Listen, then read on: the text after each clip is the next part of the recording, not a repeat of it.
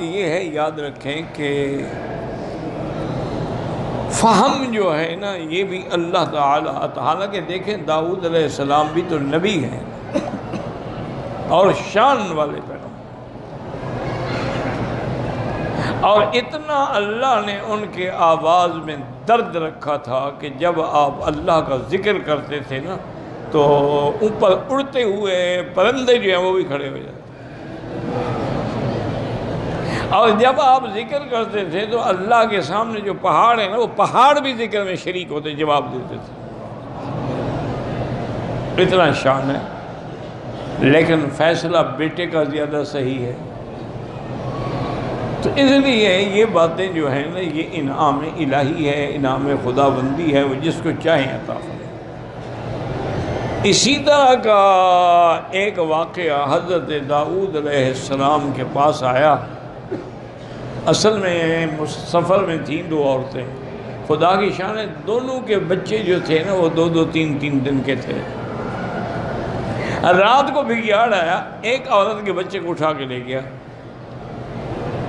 اٹھی تو بچہ نہیں تھا، اس نے جلدی سے دوسری عورت کا بچہ اٹھا لیا۔ انہوں نے کہا خدا کی بندی میرا بچہ، کہا نہیں تمہارا بچہ بگیاڑ لے گیا، یہ تو میرا بچہ ہے۔ اب جناب اسے لڑائی کر دی ہے، یہ نکلا کہ حضرت داؤد علیہ السلام کے پاس آئے فیصلے کے لیے۔ حضرت داؤد علیہ السلام نے دونوں عورتوں کے بیان سنے۔ خدا کی شان یہ ہے کہ وہ جھوٹی عورت جو تھی نا وہ بڑی تیز ترار تھی، اس نے ایسے انداز میں دھواں دھار رونا شروع کیا اور تقریر کی کہ حضرت داؤد بھی متاثر ہو گیا، انہوں نے کہا بچہ ہی سیکھا، یہ اتنا رو رہی ہے۔ کیونکہ جو جھوٹے لوگ ہوتے ہیں نا وہ بڑے مضبوط ہوتے ہیں، عادت ہوتی ہے نا ان کو۔ شریف آدمی کو کبھی عدالت میں پیشی پر گواہی دینی پڑے نا وہ بیچارہ کچھ کہہ ہی نہیں سکتا، بھول جاتا ہے، اور جو جھوٹے ہیں ان کا تو رات دل کام یہی ہے، عدالت کا دل میں رو بھی نہیں ہوتا۔ تو حضرت داؤد نے ان کے حق میں فیصلہ کر دیا، اس کے حق میں جو جھوٹی ہے۔ دونوں باہر نکل آئے، وہ خوش ہو گئی اور جو صحیح ماں تھی وہ رو رہی تھی۔ آگے حضرت سلیمان مل گیا، انہوں نے کہا کیا بات، کیوں رو رہی؟ انہوں نے کہا ہمارا اس طرح واقعہ ہوا ہے، ہم سفر میں تھے، اس کا بچہ بگیاڑ لے گیا، اس نے میرا بچہ زبردستی اٹھا لیا۔ اب حضرت داؤد نے اس کے حق میں فیصلہ کر دیا، جو میں حقیقی ماں ہوں، میں روتے ہوئے جا رہی ہوں، اور نہیں واپس آؤ پھر فیصلہ کرتا ہوں۔ آئے کہنے لگے ابا جان میں ان کا فیصلہ کر دوں؟ انہوں نے کہا کر دو۔ آپ نے خادم سے کہا ایسا کرو کہ جلاد کو کہو کہ جلدی سے تلوار بھی لے کے آئے اور نمدہ چمڑے کا نیچے بچھانے کے لیے بھی، جس کو قتل کرتے تھے نا نیچے چمڑا بچھا دیتے تاکہ خون جو ہے وہ ادھر ادھر نہ پھیلے، وہ بھی لے آئے۔ 1 منٹ میں جلاد، بادشاہ تھے دونوں، 1 منٹ میں جلاد بھی آ گیا، نمدہ بھی بچ گیا۔ انہوں نے کہا دیکھو بات سنو، اس بچے کو اس پر بٹھاؤ اور اس کو باقاعدہ نشان لگاؤ درمیان میں، اور این درمیان میں تلوار سے 2 ٹکڑے کر دو، 1 ٹکڑا اس کو دے دو، 1 اس کو دے دو، کوئی خالی نہ جائے ہمارے دروازے سے۔ وہ جو حقیقی ماں تھی نا وہ چیخ پڑی، اس نے کہا حضرت مہربانی کریں بچہ اسی کو دے دے، میرا ہے ہی نہیں، میں دعویٰ ہی واپس لیتی ہوں۔ اس نے سوچا کہ بچہ اگر قتل ہو گیا تو پھر مجھے کیا ملے گا، اس کا کیا بگڑے گا، اس کا تو بچہ ہی نہیں ہے، اگر زندہ رہے گا تو کبھی ماں ہوں دیکھ تو لوں گی، چلو کسی اور کے پاس رہے گا۔ تو حضرت سلیمان نے فرمایا بچہ تمہارا ہے، تم لے جاؤ۔ نہیں جھوٹ بولتی ہو۔ انہوں نے کہا میں چونکہ ابا نے فیصلہ کیا ورنہ میں تمہیں جیل میں ڈال کے تیری زندگی ختم کرا دیتا۔ جھوٹ بولتی ہو، لوگوں کے بچے اٹھاتی ہو زبردستی۔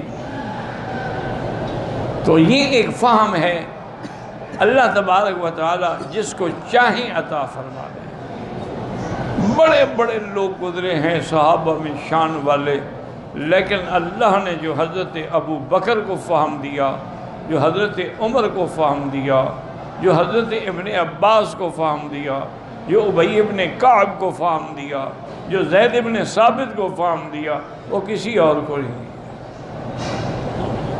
اسی طرح ائمہ اربعہ ہیں، 4 امام ہیں، چاروں برحق ہیں، اللہ ان کی قبروں پہ کروڑوں رحمتیں فرمائے، لیکن جو اللہ نے ذکا اور فہم اور سمجھ امام ابو حنیفہ کو دی تھی وہ کسی کو نہیں ملی۔ اللہ کی شان ہے۔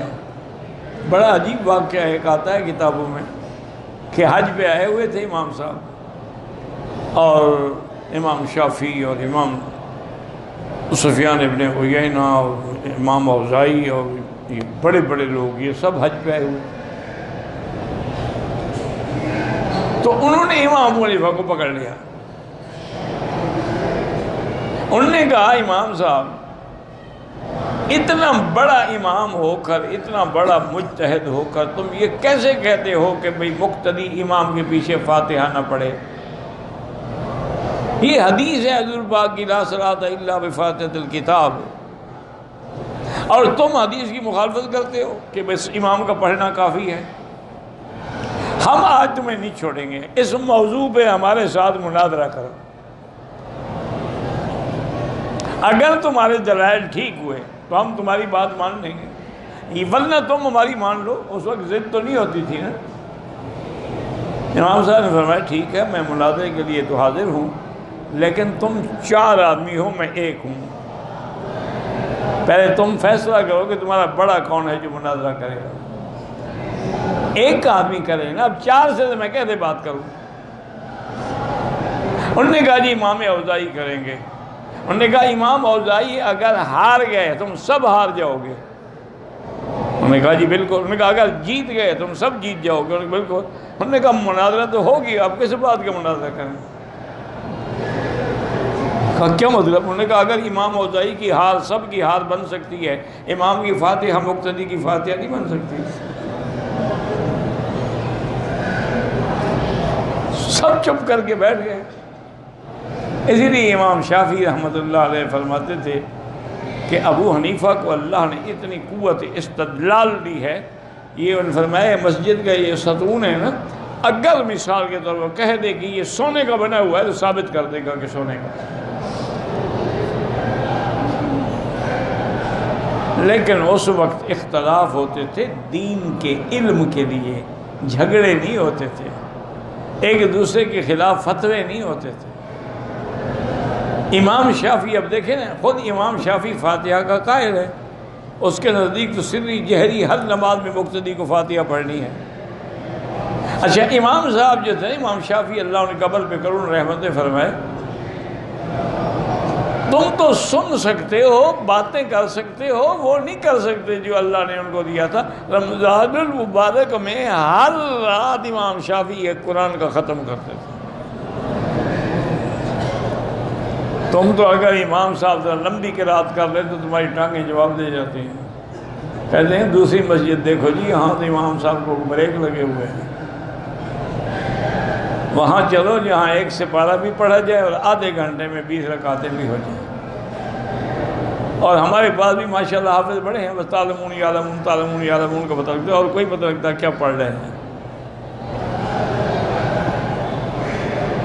بہرحال تو امام شافعی تو بڑے سخت تھے نا اس مسئلے میں، ان کے نزدیک سری جہری حال میں تو آپ نماز نہیں پڑھاتے تھے۔ جب نماز کا کوئی وقت سفر میں بھی ہو جاتا، کسی شاگرد کو کہتے بھی تم پڑھاؤ۔ آپ بغداد میں تشریف لائے، میں بھی الحمدللہ بغداد میں گیا ہوں، اور میں نے بھی وہ امام ابو حنیفہ رحمۃ اللہ کا مدرسہ دیکھا ہے، اور میں نے آپ کی قبر بھی دیکھی ہے، اور میں نے حضرت عبدالقادر جیلانی رحمۃ اللہ علیہ کی قبر بھی دیکھی ہے۔ بغداد کے اندر جو زیارات تھیں الحمدللہ وہ بھی کی ہے۔ تو وہاں جب گئے تو اس مسجد میں جو قبر کے ساتھ مدرسہ اور مسجد امام صاحب کی، وہاں نماز کا وقت ہوا تو جلدی سے امام شافعی مصلی پہ کھڑے ہو گئے۔ تو طالب اور شاگرد اور سب حیران ہو گئے کہ امام صاحب تو نماز پڑھاتے نہیں، آج کیا شوق ہو گیا ہے۔ اور الحمدللہ اللہ کا شکر ہے کہ آج ہم امام صاحب کے پیچھے نماز پڑھ لیں گے، اتنے بڑے متقی آدمی کے پیچھے۔ جب نماز ہو گئی، شاگردوں نے پوچھا کہ حضرت آج تو خلاف واقعہ آپ نے نماز پڑھائی۔ فرمایا استحییت من صاحب ھذا القبر، اس قبر والے سے مجھے حیا آیا۔ کہ اس کے نزدیک مقتدی پہ فاتحہ نہیں ہے، اور میں اگر مقتدی بن کے فاتحہ پڑھتا تو اس کے قول کی مخالفت کرتا نا، اس لیے میں امام بن گیا۔ امام کی فاتحہ میں کسی کا جھگڑا نہیں ہے، امام نے فاتحہ پڑھنی۔ یہ ادب تھا، یہ احترام تھا۔ اللہ تبارک و تعالی ان ائمہ پہ کروڑوں رحمتیں فرمائے۔ اختلاف صحابہ کے درمیان بھی ہوا ہے، اختلاف مجتہدین کے درمیان میں بھی ہوا ہے، تابعین کے درمیان بھی، لیکن وہ اختلاف ذاتی اغراض کے لیے نہیں تھا، وہ اختلاف علمی ہوتا تھا۔ علمی بحث ہے، ایک آدمی کی سمجھ میں یوں ہے، ایک کی